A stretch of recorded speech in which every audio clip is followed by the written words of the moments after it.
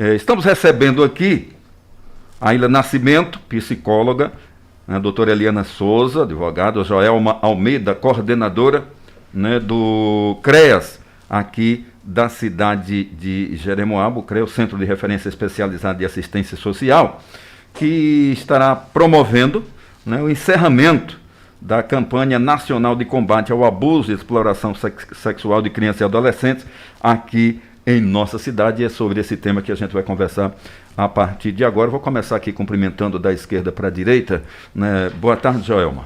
Muito boa tarde. Aila. Boa tarde. Eliana, boa tarde. Boa tarde, Luiz. Boa tarde, Alberto, ouvintes e as pessoas que nos acompanham pelo YouTube. Muito bem. Que projeto é esse, né, que estará sendo concluído depois de amanhã? Então, o projeto Faça Bonito é uma campanha na qual todos os 18 de maio, os dias 18 de maio, é focado para que por meio da assistência social, o CREAS, as técnicas se mobilizem, conscientizem toda a população para fazer bonito, né? Contra o abuso sexual e exploração de crianças e adolescentes. E nós do CREAS, em parceria com o Conselho Tutelar, promovemos semana passada palestras nas escolas, na qual as nossas técnicas iam, né, explicavam a diferença entre o abuso e a exploração sexual de crianças e adolescentes, que é um caso, né, que tem bastante remuneração aqui na nossa comunidade, né? Que é bastante visível, eu digo assim, digamos assim. Muito bem. Aila. Sim. E como é que tem sido, como é a recepção dessa campanha por parte das comunidades onde vocês têm visitado? Onde vocês... Diante das palestras que a gente realizou nas escolas, a gente percebeu que é um tema que para nós é conhecido, mas para eles é um algo distinto da realidade deles, mas que realmente acontece. A gente recebeu já denúncias das escolas e percebemos isso que está surtindo efeito, né? Nas escolas, nas comunidades. Que pena que a gente não conseguiu aglobar todas os povoados, né? Mas é um projeto que a gente pretende futuramente, em dois meses, passar em uma comunidade para tratar sobre esse assunto tão importante, né? Certo. No CREAS, vocês têm recebido muitos casos, a senhora acompanha muitos casos, né, de pacientes com esse problema? Sim, com certeza. E após a pandemia, os casos aumentaram muito. Antes da pandemia, a gente, por exemplo, uma estimativa, assim, em um mês a gente recebia um caso, 2 ou 3. Sei. Depois da pandemia, em uma semana a gente recebe 5. Eu acredito que as crianças ficaram muito propícias a esses abusadores, né? E agora, com a volta das aulas, eu estou percebendo que está diminuindo o nível de abuso, porque as crianças estão na escola, estão passando mais tempo assim, em escolas, em bancas, né? Então, que infelizmente os abusadores nossos próprios familiares, né? Os vizinhos. Né? Muitos casos estão na própria família. A maioria dos casos do CREAS são tudo familiares. Avô, pai, vizinho, tios. Não é uma pessoa assim que não conheça, né? Quem detectar um tipo de caso desse dentro da casa de alguém conhecido da família, como é que deve se comportar, como deve fazer? Primeiramente, procurar ajuda. A gente tem a parceria... Aonde está essa ajuda? Isso. Aí existe o CREAS, o Conselho Tutelar. A gente tem uma grande parceria entre o Conselho Tutelar e a Delegacia. O Conselho Tutelar vai até o Conselho Tutelar. A gente recebe já a violência, né, em concreta, para fazer o acompanhamento psicológico. O que acontece? A criança vai até o Conselho Tutelar ou algum familiar, alguém que detectou esse abuso e pede ajuda do Conselho Tutelar. O Conselho Tutelar acompanha até a delegacia encaminha um ofício para a gente para realizar a escuta especializada. Porque existe a lei que não permite mais que ele ouça nem o conselho e nem eles, para não invadir muito a privacidade da criança, porque essa situação já é constrangedora para ela, né? Sim. Então, existe um protocolo, um cuidado de atender essas crianças para que não cause um dano maior. A senhora que atende essas crianças, o que é que observa mais na parte estrutural dessa criança? O que é que afeta mais quando acontece esse abuso? Psicológico, com certeza. A criança muda totalmente. Assim, diante dos casos da realidade do CREAS, uns apresentam agressividade, baixa autoestima. Esses dias eu tive um caso que a criança disse que sente que seu corpo é um nojo, é um lixo. Até ela, para tomar um banho, não tem prazer nem de tomar um banho porque se sente um lixo. Então, mexe todo um psicológico, um físico, principalmente o psicológico. Baixa autoestima, rendimento escolar, agressividade, não quer se interagir com ninguém, até o próprio suicídio, né, que leva a cometer. Certo. E dentro da família, como é que fica uma família depois de um caso desse é levado ao conhecimento das autoridades, dos profissionais da área? Como é que fica essa criança lá dentro, conviver com essa pessoa? Como é que funciona depois de um caso essa família? A gente desestrutura a família toda, né? Não é verdade. Existem mães que têm medo de denunciar por conta disso, porque é um padrasto, que é um pai, que vai desestruturar a família toda, mas que precisa ser denunciado, porque a gente precisa ver o bem dessa criança. Quando existe isso, a polícia toma toda a medida protetiva, existe afasta essa pessoa, esse agressor da criança, e o maior cuidado com a criança mesmo em si, afasta e destrutura tudo. Assim, no início vai ser uma destruturação, mas o principal é afastar esse agressor. Na questão jurídica, doutora Eliana, né, como é que funciona isso? Né? Aparece uma denúncia, o que é que sofre o agressor, como é que funciona essa questão? Então, quando ele chega, o agressor, chegando a notícia, né, existem as medidas protetivas, né, como a psicóloga disse.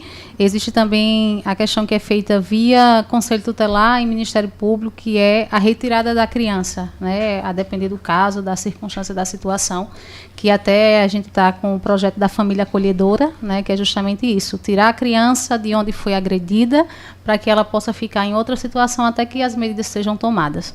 Existe esse primeiro contato, a oitiva da criança, né, desse depoimento especial, justamente para não revitimizar.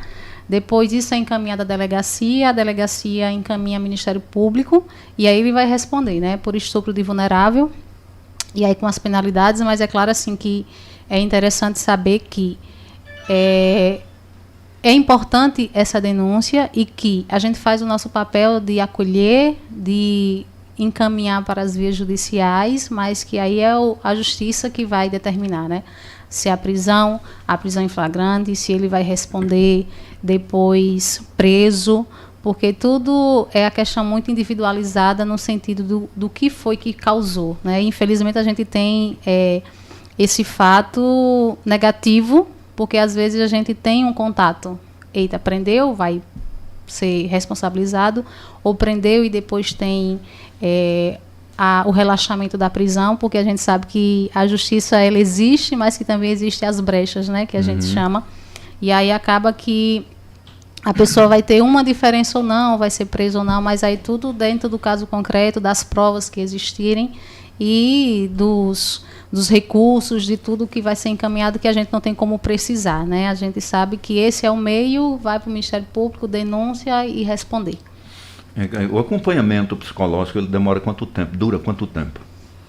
Depende. Tem um prazo específico? Não existe um prazo específico, só quando a criança você percebe que ele superou essa violação. Quando ela fala e não sofre, entendeu? A gente não tem um prazo específico, a gente acompanha. Tem famílias que a gente acompanha há 3 anos, tem famílias que a gente acompanha há 10 meses. Varia muito da criança.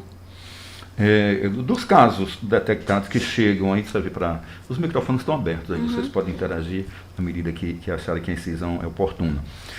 Nesses casos, né, aí, quais os mais frequentes? Irmão contra irmão, pai contra filho, qual é o número maior? Vizinho, sobrinho, tio?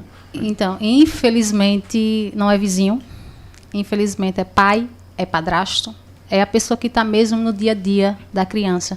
Porque quando se fala na questão do abuso sexual infantil, às vezes o povo pensa, não, é algo muito distante, é alguém, é tipo um sequestro, né, que a gente não conhece, mas é muito pelo contrário, né, é alguém que está na intimidade da família, é alguém que tem a liberdade de chegar perto, de pegar, de abraçar, né, e é por isso que a gente tem que ter muito cuidado, as mães que nos escutam, justamente por conta disso, né, porque é quem está próximo, não é uma coisa que vem de fora, não. E é por isso que a gente está aqui, porque os casos que a gente veio foram disso mesmo, é pai, é padrasto. Então, e quando a gente vê, Adalberto, Luiz, já está feito, né? Porque quando o pessoal vê, às vezes a gente tem a sorte, né? Vamos dizer assim, de encontrar a criança no abuso. Mas a gente já tem caso lá no CREAS de frutos desse abuso. Né? Então, são pessoas com 12 anos, com 14 anos, que têm filhos. E aí, como é que a gente faz? Né? Então, é por isso que a gente está mesmo nas escolas, vindo nos meios de comunicação, para dizer da importância e do cuidado que a gente tem que ter. Aila, me diga uma coisa. Como é que a mãe pode perceber, ou alguém pode perceber, né, que a criança está sendo abusada, com alguns sinais, né, que levam à descoberta de que uma criança está sendo abusada? A mudança de comportamento, você vai perceber, é inato, assim, você vai perceber que sua filha está se retraindo muito, ficando muito dentro do quarto. Quando esse agressor chega, ela muda de comportamento, fica chorosa, o rendimento escolar vai chegar até a mãe dizer que fulana está tendo um baixo rendimento. Então, é importante investigar nessa situação. Perceber que sua filha está ficando muito triste, muito isolada. Existe uma mudança de comportamento imediato. A gente estava falando aqui agora há pouco, né? A questão do pai engravidar a própria filha, né? Como é que funciona isso perante a lei? Como é que funciona? Como é que vocês recebem? Como é que vocês lidam com isso? A gente lida... Difícil, né? Porque, assim, a gente vê isso e a gente sabe que isso é uma doença, ou então, às vezes, pode dizer, não, pode ser safadeza, pode ser, sei lá, né? Pode dar a nomenclatura que quiser, mas a gente, antes de profissional, a gente é humano, né? Então, a gente não tem como se sensibilizar com isso. A gente fica chocada, a gente diz, oh, meu Deus, o que é que a gente faz? A justiça, por que não prende, né? Mas é aquilo que eu disse. Infelizmente, tem as brechas, e aí... acontece.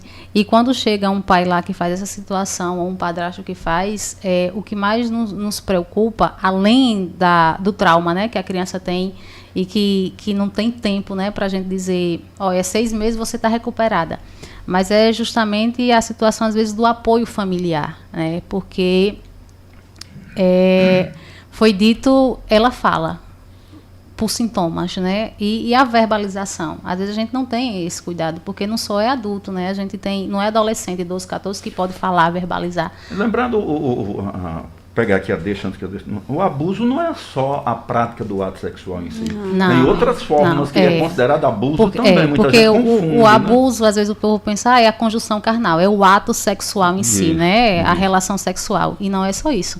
Né? O ato libidinoso. E o que é isso, um ato libidinoso? É o toque, é a carícia, é mostrar, é fazer com que a criança pegue nos órgãos genitais, o adulto pegar nos órgãos genitais, e aí não é necessário a introdução, a penetração, né? É o toque, a carícia. Então, é isso que diferencia, né? A conjunção carnal do ato libidinoso.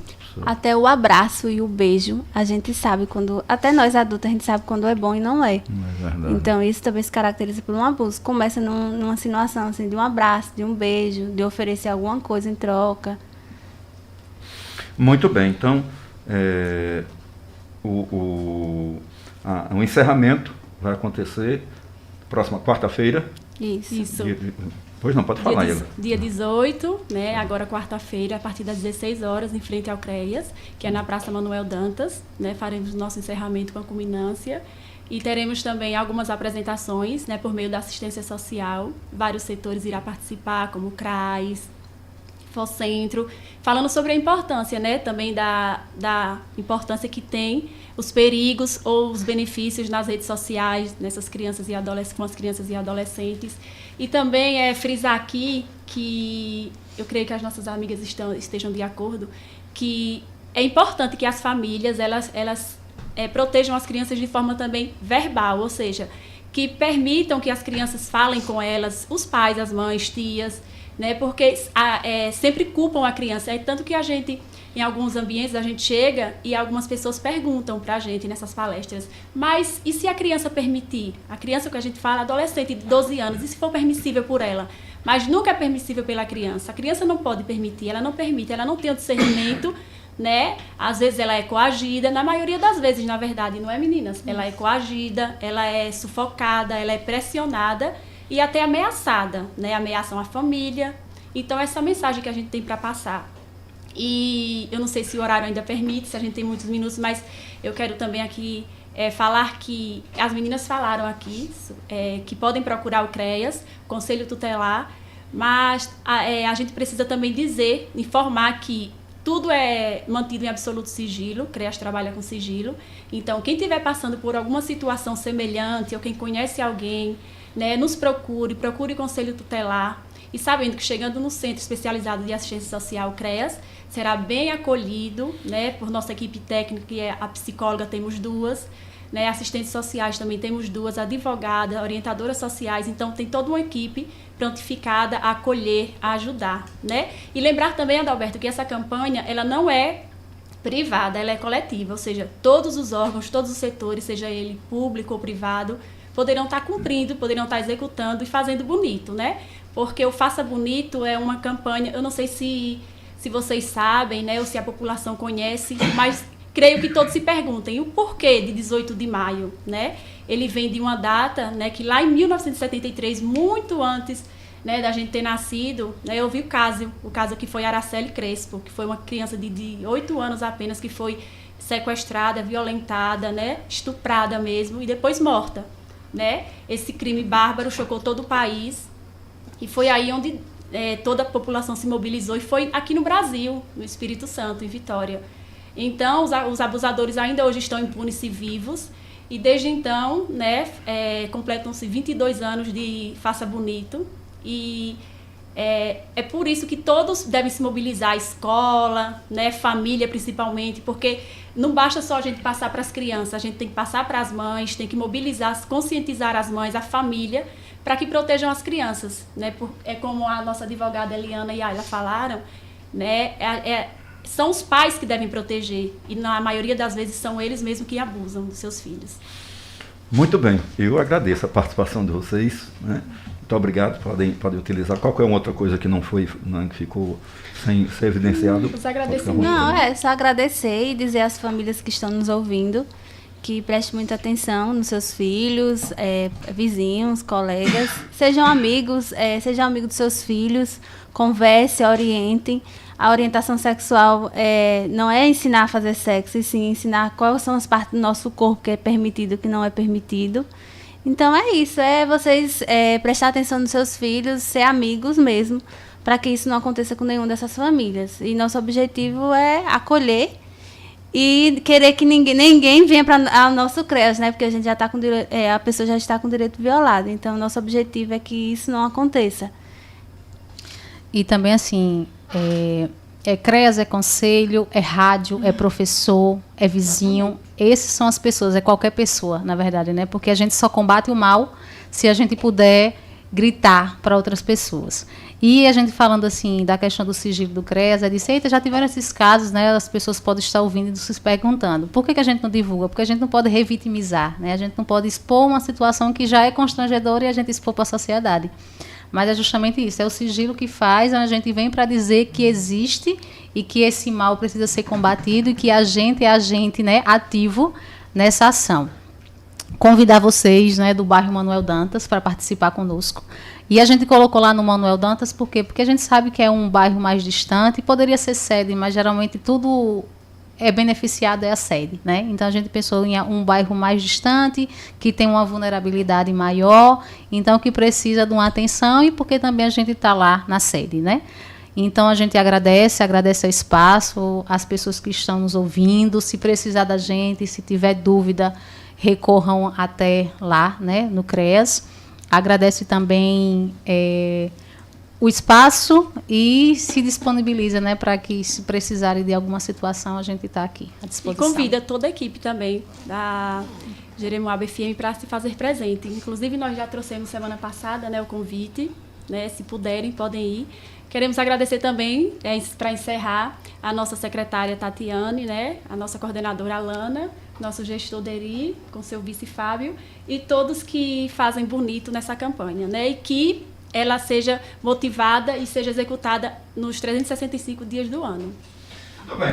Tô bem, conversamos então com a Aila Nascimento, é psicóloga, Liane Souza, advogada, e Joelma Almeida, coordenadora, aí, né, falando sobre o CREA, Centro de Referência Especializado de Assistência Social, sobretudo, né, do evento para acontecer na próxima quarta-feira, às 16 horas, na praça do bairro Manuel Dantas Sobrinho. Um abraço para vocês, obrigado. Outras oportunidades, né, poderão acontecer aqui para a gente estar falando, abordando esse assunto tão importante para toda a sociedade. 13